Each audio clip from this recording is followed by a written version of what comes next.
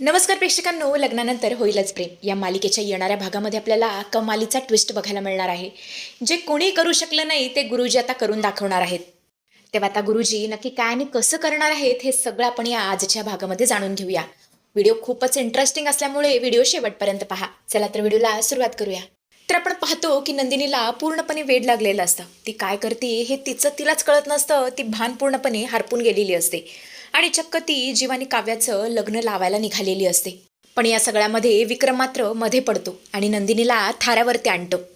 तेव्हा नंदिनी जोरातच ओरडते, बास झालं, खूप झालं, आता मला या नात्यामध्ये अडकून राहायचं नाहीये, मला मुक्त व्हायचंय. आणि तसं पण आम्ही चौघांनीही ऑलरेडी डिवोर्स फाईल केलाय.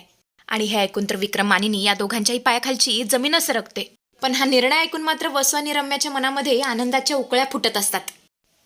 आणि आता ही नंदिनी खूप मोठा निर्णय घेते. ती बोलते, खूप झालं, बास झालं, आता एक क्षण सुद्धा मी या घरामध्ये राहू शकत नाही. माझा इथे दम घुसमटतोय. मी जीवांबरोबर संसार आता नाही करू शकत. बाबा प्लीज मला तुमच्याबरोबर घरी घेऊन चला, मला आता इथे एक क्षण सुद्धा राहायचं नाहीये, असं म्हणत असती तरा रूममध्ये निघून जाते. ते पाहून मानिनी बोलते, अरे जीवा बघतोयस काय, जा तिला अडव जा पटकन. जीवा आता पळतच नंदिनीच्या रूममध्ये जातो. पाहतो तर काय, नंदिनी बॅग भरत असते. जीवा आता तिच्या हातातली बॅग फेकून देतो आणि तिला घट्ट पकडतो आणि बोलतो, नंदिनी अगं हे काय करतेस तू हे घर सोडून कुठेच जायचं नाहीयेस, कारण हे घर तुझं आहे आणि आता तूच माझ्या आयुष्याचं अंतिम सत्य आहेस, असं तो हात जोडून म्हणू लागतो. पण ही नंदिनी काहीच ऐकण्याच्या मनस्थितीत नसते. ती भिंतीवरचा त्यांचा फोटो घेते आणि जमिनीवरती आपटून देते. त्या फोटोचे 100 तुकडे होतात आणि ते पाहता जीवाच्या सुद्धा हृदयाचे 100 तुकडे झालेले असतात. आणि आता जीवाला सुद्धा कळून चुकलेलं असतं की आपण आता काही केलं तर नंदिनी काही थांबणार नाही.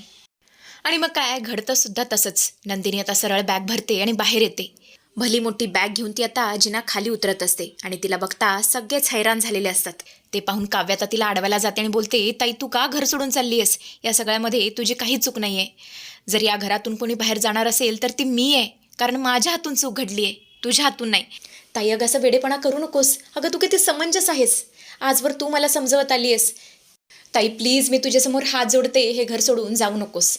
पण आता नंदिनीला कोणाचंच ऐकायचं नसतं. ती तर्राटाता पुढे धावत चाललेली असते आणि तेवढं तर जीवा पळत पळत येतो. तो नंदिनीचा पाय धरतो आणि बोलतो, नाही नंदिनी, तू हे घर सोडून जाणार नाहीयेस, मी तुझ्याशिवाय नाही जगू शकत.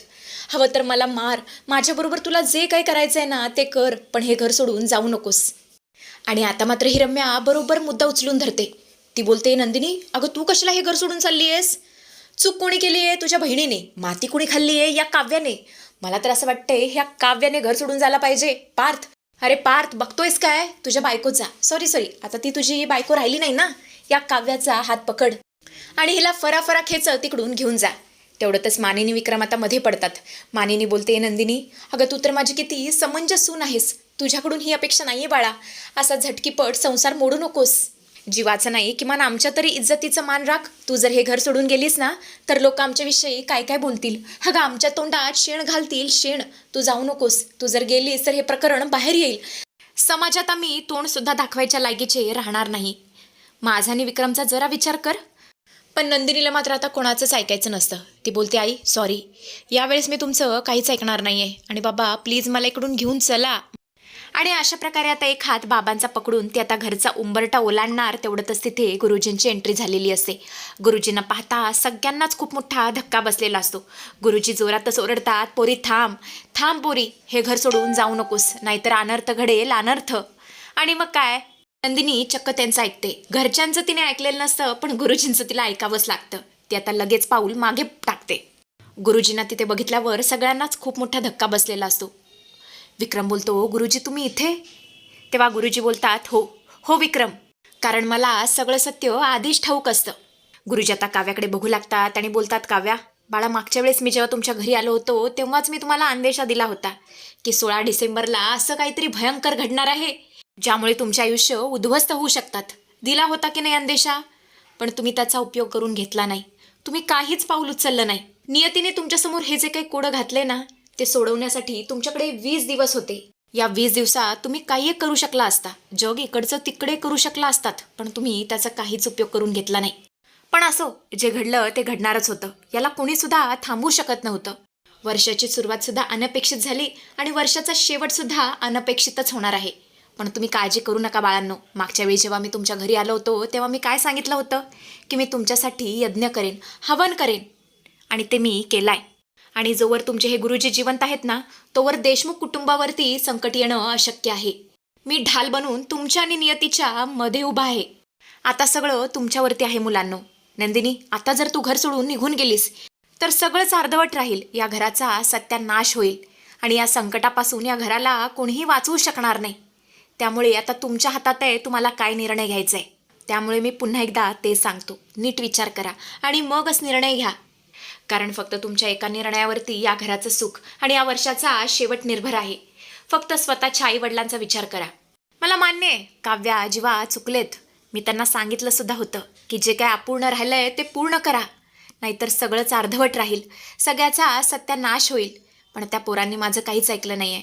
पण नंदिनी, पार्थ, मला तुम्हा दोघांना एकच सांगायचं आहे की ते दोघे नाही चुकलेले. ते त्यांच्या जागी अगदी योग्य आहेत आणि ते जे काय बोलतायत ना ते अगदी योग्य आहे आणि खरं आहे. तुमच्या जोडीदारांवरती तुम्ही विश्वास ठेवा. ते मनापासून तुमच्यावरती प्रेम करतायत. त्यांना असं एकटं पाडू नका. कळतंय की या क्षणाला तुम्हाला काय वाटत असेल, तुम्हाला खूप वाईट वाटत असणार आहे. पण माझ्या निर्णयावरती तरी तुम्ही विश्वास ठेवू शकता ना, कारण या घरचा मी कुलगुरू आहे. आणि हा जो काही सल्ला देतोय ना तो मी तुमच्या भल्यासाठी, तुमच्या चांगल्यासाठीच देतोय. तुमचं वाईट व्हावं किंवा या घराचं वाईट व्हावं असं मी कधीच चिंतणार नाही. त्यामुळे तुमचा एक निर्णय सगळं चांगलं करू शकतं. त्यामुळे जो काही तुम्ही निर्णय घ्याल तो विचार करून घ्या आणि पॉझिटिव्ह निर्णय घ्या. जीवाने काव्याच्या बाजूने घ्या. आणि अशा प्रकारे त्यांनी आता नंदिनी आणि पार्थची समजूत काढलेली असते. आणि आता मात्र प्रेक्षकांना सगळं पार्थ आणि नंदिनीवरती डिपेंड असतं. नंदिनी बोलते, ठीक आहे गुरुजी, तुम्ही जे म्हणताय ना ते मी मान्य करायला तयार आहे, पण हे सगळं ॲक्सेप्ट करायला मला वेळ लागेल. इतक्या लवकर मी या दोघांना माफ करू शकत नाही. पण तुम्ही म्हणताय ना तसं होईल. हे घर सोडून मी जाणार नाही. आणि अशा प्रकारे आता काव्य आणि नंदिनी दोघेही घर न सोडून जाण्याचा निर्णय घेतात. आणि हा निर्णय ऐकून आता कुठे जीवा आणि काव्याला बरं वाटलेलं असतं. एक आशेची किरण आता त्यांना समोर दिसत असते. गुरुजी आता पुढे बोलतात, एकमेकांच्या हाताची पकड सैल होऊ देऊ नका, नाहीतर हवीशी गोष्ट कधी तुमच्या हातातून निष्ठून जाईल ना तुमचं तुम्हाला कळणार नाही. आणि अशा प्रकारे गुरुजी आता त्या चौघांनाही आशीर्वाद देतात आणि तिकडून निघून जाऊ लागतात. जाता जाता गुरुजी बोलतात, अजून एक गोष्ट मला तुम्हा सगळ्यांना सांगायचं आहे. आज तुमच्या घरामध्ये जे काही संकट आलंय, इतका महाभयंकर प्रसंग जो काही घडलाय ना तो नियतीने नाही घडवलेला. तुमच्याच घरातली काही माणसं आहेत जे तुमच्या घरचं वाटोळं करण्यावरती टपलेले आहेत. आणि हे ऐकता सगळेच आता एकमेकांकडे बघू लागतात. विक्रम म्हणू लागतो, कोण गुरुजी, सांगा, त्या लोकांचं नाव सांगा. आणि आता मात्र गुरुजी रम्या आणि वसवत्याकडे इशारा करतात. तेव्हा गुरुजी आता त्या दोघींकडे बोट करत बोलतात, हे जे काय प्रलय आलंय ना या दोघी माय लेकींमुळे आलंय. तुमचा शत्रू कोणी बाहेरचा नाहीये किंवा परका नाहीये, तुमच्या घरातच ठाण मांडून बसलाय. आणि आता बघा तुम्हाला काय करायचंय, मी इतकं सांगू शकतो. आणि अशा प्रकारे आता गुरुजींनी त्या दोघींची पोलखोल करून तिकडून आता मस्तपैकी निघून गेलेले असतात. आणि गुरुजींचं बोलणं ऐकून आता सगळ्यांना कळून चुकलेलं असतं की या फुटेजमध्ये, या बाईट्समध्ये हे फोटोज कुणी ॲड केलेत. तर या दोघींनी. विक्रम तर त्या दोघींकडे खूपच रागाने बघू लागतो. तेव्हा विक्रम त्या दोघींचे काय हाल करेल हे सगळं आपल्याला येणाऱ्या भागातच बघायला मिळणार आहे. पण इथे मात्र प्रेक्षकांनो गुरुजींनी एक नंबर काम केलेलं असतं. या चौघांचा संसार सुद्धा वाचवलेला असतं आणि वसवत्याने रम्याचं भांडं सुद्धा फोडून ते तिकडून निघून गेलेले असतात. तेव्हा आता पुढचं बघणं इंटरेस्टिंग ठरणार आहे.